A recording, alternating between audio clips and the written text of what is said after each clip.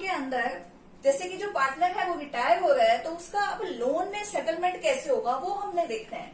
जैसे मान लीजिए पार्टनर है ए, बी और सी, 3 पार्टनर हैं, बी रिटायर हो रहा है, तो बी कहता है कि ऐसा है, आप ऐसा करो, मान लीजिए अब उनका जो अमाउंट है बी का आफ्टर एडजस्टमेंट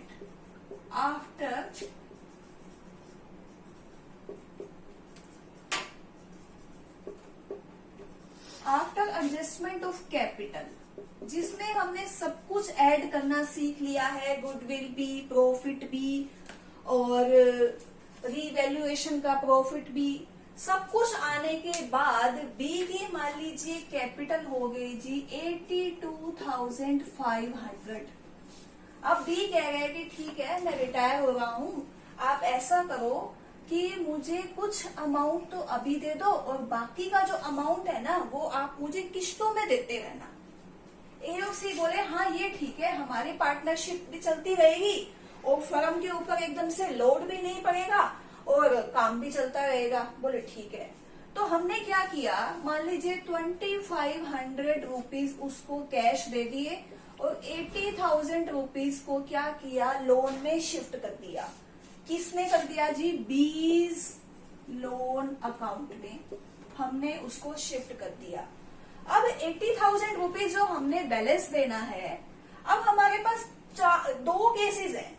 या तो हम ऐसा करें कि हर ईयर की एंड में 20,000 और 20,000 रुपीज दे दें। लेकिन बी कहता है कि मैंने कोई गलती थोड़ी कर रखी है कि 80,000 रुपीज मैंने लेने हैं, 4 साल के अंदर आप मुझे दे रहे हो 20,000 और 20,000 यानी कि 80,000। तो मैं तो इसके ऊपर इंटरेस्ट लूंगा, मैं इसको 80,000 को 80,000 में ही थोड़ी लूंगा। जब आप मेरे पैसे को यूज कर रहे हो और उसके बाद आप तो प्रॉफिट कमा रहे हो, मैंने तुम्हारे साथ मिलके काम भी किया, सब कुछ किया और मैंने जो 80,000 रुपए लेने थे वो तो मैंने लोन के रूप में दिए हैं। अगर मैं आपको लोन दे रहा हूं तो मैं तो इसके ऊपर इंटरेस्ट भी लूंगा। तो केस नंबर 1 के अंदर इंटरेस्ट प्लस 20,000 रुपीज हो जाएंगे, सेकंड के अंदर इंटरेस्ट प्लस इंस्टॉलमेंट 20,000 और इसमें भी और इसमें भी।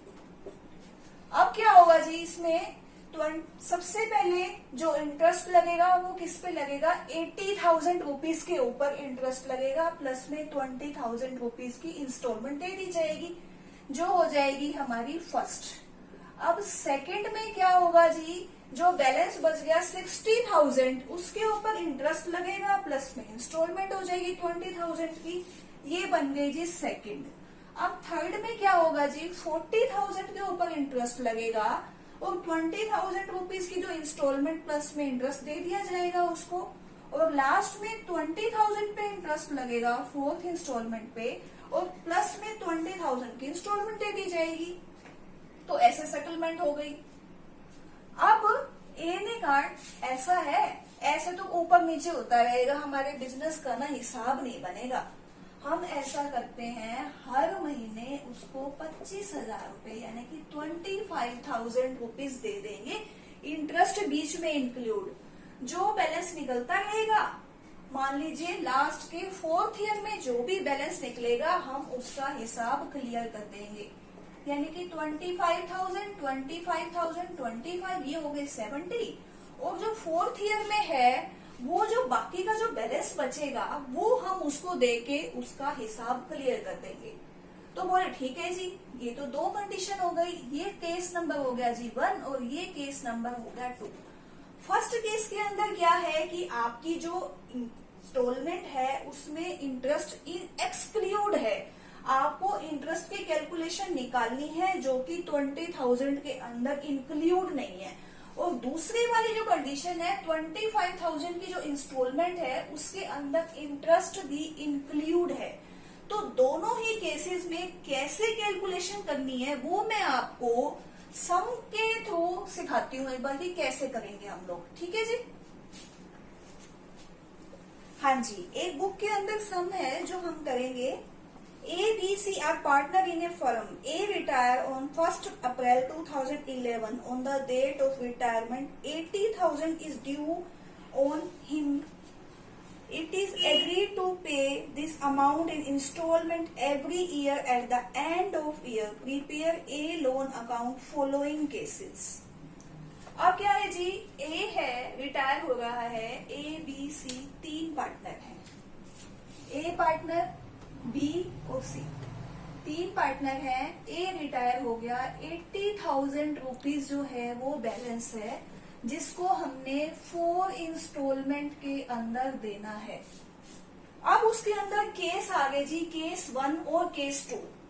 केस 1 क्या कह रहा है कि 4 yearly instalment plus interest 10% per annum, यानी कि जो 80,000 है उसकी 4 इंस्टॉलमेंट बनानी है और प्लस में इंटरेस्ट देना है, यानी कि 20,000 की इंस्टॉलमेंट हो गई और प्लस में इंटरेस्ट हो जाएगा। और सेकंड केस है वो कह रहा है कि 25,000 की इंस्टॉलमेंट देनी है और 4 ईयर के अंदर ही हमने जो लोन है उसको सेटल करना है।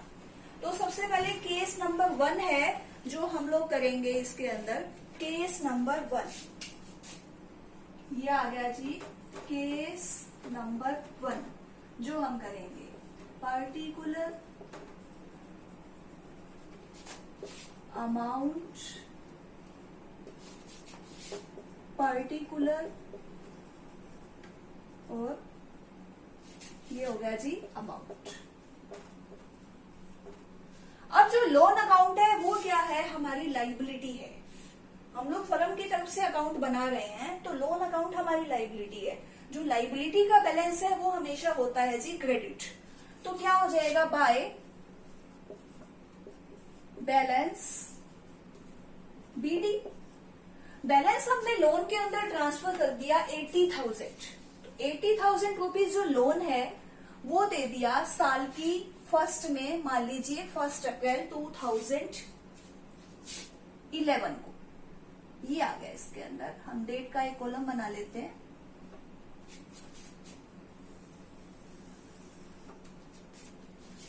ये आ गया अप्रैल 2011, ये भी हो गया जी अप्रैल 2011। अब बैलेंस है, अब इंटरेस्ट जो होगा साल की एंड में हमने इंस्टॉलमेंट देनी है, तो मार्च 2012 में बाय इंटरेस्ट अकाउंट। अब जो इंटरेस्ट है वो कितना लगेगा, 80,000 पे 10% के हिसाब से, तो 8,000 रुपीज हो जाएगा जी इंटरेस्ट, यानी कि 88,000 रुपीज आ गया बैलेंस। अब हमने क्या किया, 31 मार्च 2012 को टू बैंक हमने इंटरेस्ट भी दे दिया और हमने इंस्टॉलमेंट भी दे दी। इंस्टॉलमेंट 20,000 प्लस में 8,000 का इंटरेस्ट हो गया जी, 28,000 की पेमेंट दे दी हमने फर्स्ट। अब जो बैलेंस है वो कितना आ जाएगा, टू बैलेंस सीडी। 88 में से 28 चले जाएंगे तो 60,000 रुपीज का बैलेंस रह जाएगा, 88,000। अब हम क्या करेंगे, अप्रैल में, अप्रैल 2012 के अंदर बाय बैलेंस बीडी 60,000। अब हमने क्या करना है, साल की एंड में दोबारा से इंस्टॉलमेंट पे करने का टाइम आ गया, तो हम इंटरेस्ट लगाएंगे मार्च 2013 को बाय इंटरेस्ट अकाउंट। अब क्या करेंगे, इंटरेस्ट लगेगा जी 60,000 के ऊपर, 10% के हिसाब से 6,000 रुपीज इंटरेस्ट लग जाएगा। और क्या करेंगे, हम पेमेंट कर देंगे मार्च 2013 में to bank account. To bank account कितनी हो जाएगी जी, 26,000, यानी कि 20,000 प्लस में 6,000 रुपीज का इंटरेस्ट हो गया, 26,000 हो जाएगा। और जो बैलेंस है वो कितना आ जाएगा, 40,000। To balance CD 40,000। अब जो बैलेंस रह गया वो रह गया ए का 40,000।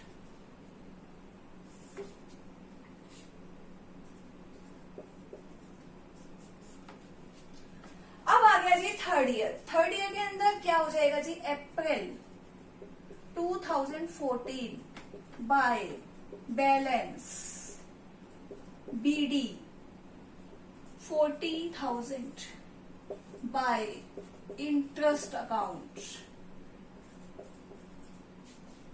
40,000 पे 10% लगेगा 4,000, और अब हम दे देंगे पेमेंट। ये कब लगेगा जी, मार्च 2015 को, 14 को, और मार्च 2014 को ही हम पेमेंट कर देंगे टू बैंक अकाउंट। कितनी हो जाएगी जी, 20,000 प्लस 4,000, और अब बैलेंस आ जाएगा इसका मार्च 2014 टू बैलेंस सीडी 20,000, जो कि लास्ट इंस्टॉलमेंट हो जाएगी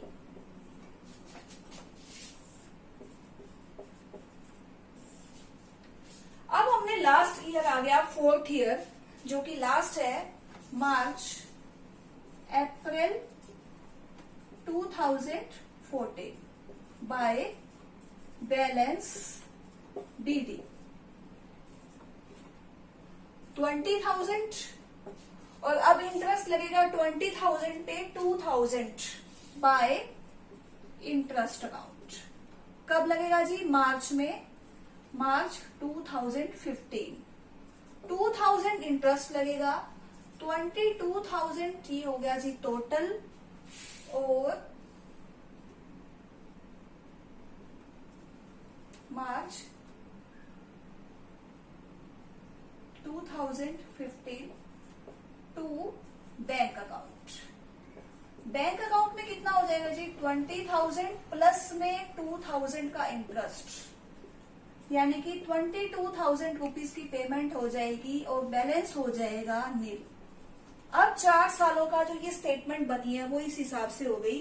80,000 रुपीज हमने देने थे, लोन में शिफ्ट हुए, फर्स्ट ईयर में 80,000 का इंटरेस्ट लगा, 20,000 रुपीज की इक्वल इंस्टॉलमेंट प्लस में हमने इंटरेस्ट देना था, तो 20,000 प्लस में 8,000 हो गया 28,000, बैलेंस आ गया 60,000, फिर 60,000 में इंटरेस्ट लगा 10% के हिसाब से 6,000, और इंस्टॉलमेंट दे दी हमने 20,000 प्लस में 6,000, यानी कि 26,000।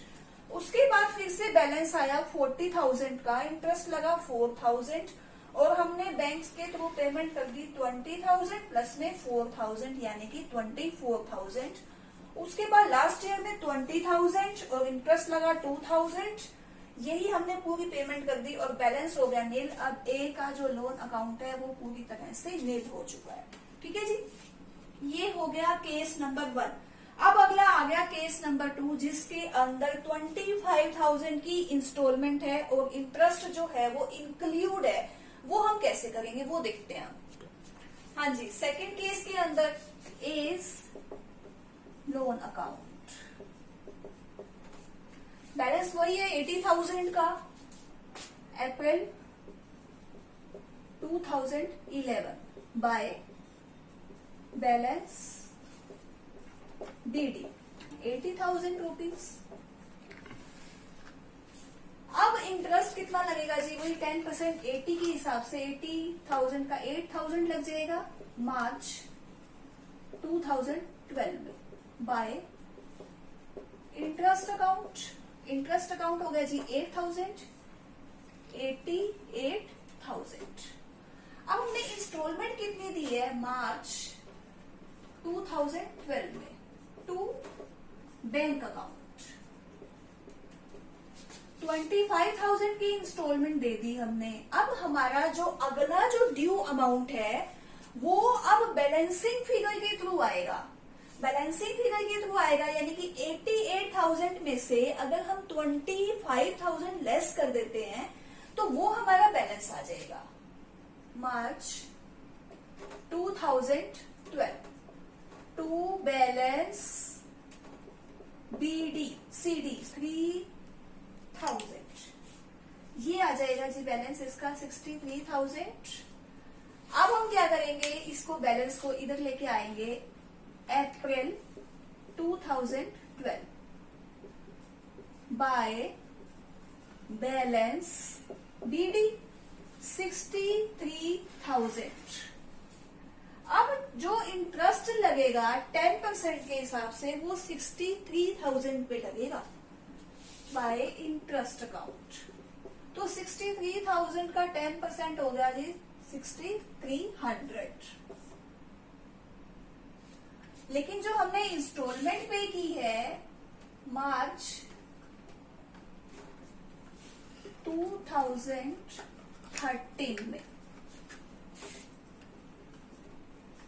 टू बैंक अकाउंट 25,000 की, ये हो गई जी। अब जो इसका बैलेंस है वो हम लोग निकालेंगे, ये हो गया 69,300 मार्च 2013 टू बैलेंस सीडी। अब 69,300 में से 25,000 को लेस कर देंगे तो 44,300 आ जाएगा। 69,300। अब हम बैलेंस को लेके आएंगे अप्रैल 2013 बाय बैलेंस बीडी। अब जो बैलेंस है वो हो गया जी हमारा 44,300 और जो इंटरेस्ट लगेगा मार्च की एंड में 2014 में तो वो भी लगेगा 44,300 पे, यानी कि 4,430 rupees. March 2014 to bank account. हमने तो 25,000 की ही इंस्टॉलमेंट दी है टू बैलेंस सीडी। अब हम क्या करेंगे, इनका टोटल करेंगे 48,730 और इसमें से लेस कर देंगे 25,000 तो हमारा आ जाएगा जी 23,730। ये बैलेंस रह गया हमारा।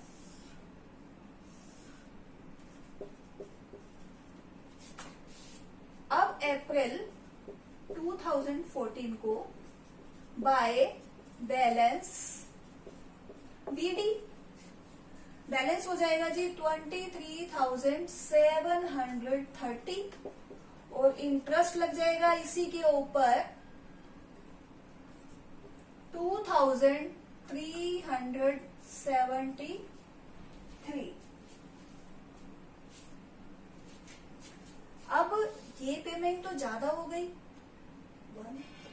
26,103 बन गया। अब हम तो इंस्टॉलमेंट दे रहे थे 25,000 की, लेकिन हमने सम के अकॉर्डिंग 4th ईयर में अकाउंट को पूरा सेटल करना है, तो हम पूरी की पूरी पेमेंट कर देंगे टू बैंक अकाउंट के अंदर 26,103 रुपीज। अब हमारे पास कोई भी बैलेंस नहीं है तो क्या हो जाएगा जी, बैलेंस नील हो जाएगा और 26,103 रुपीज की पेमेंट हम कर देंगे। इस तरह से सेकंड केस के अंदर जो इंस्टॉलमेंट दी हुई थी उसके अंदर इंटरेस्ट इंक्लूड था। बैलेंस था हमारा 80,000, इंटरेस्ट लगा 8,000। हमने इंस्टॉलमेंट दे दी 25,000 की, बैलेंस आ गया जी हमारा 63,000। उसके बाद फिर से जो बैलेंस आया 63,000 उसके ऊपर इंटरेस्ट लगा 10% के हिसाब से 6,300 और इंस्टॉलमेंट दे दी 25,000 की। बाकी का जो बैलेंस बच गया वो बच गया जी 44,300। फिर से अपने बैलेंस को यहाँ पर वर्क डाउन करा और बैलेंस हो गया 44,300 और इंटरेस्ट लगा 10% के हिसाब से 4,430 रुपीज।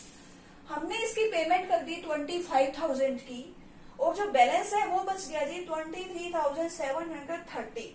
अब इंटरेस्ट लगा उसके ऊपर 10% के हिसाब से 2,373।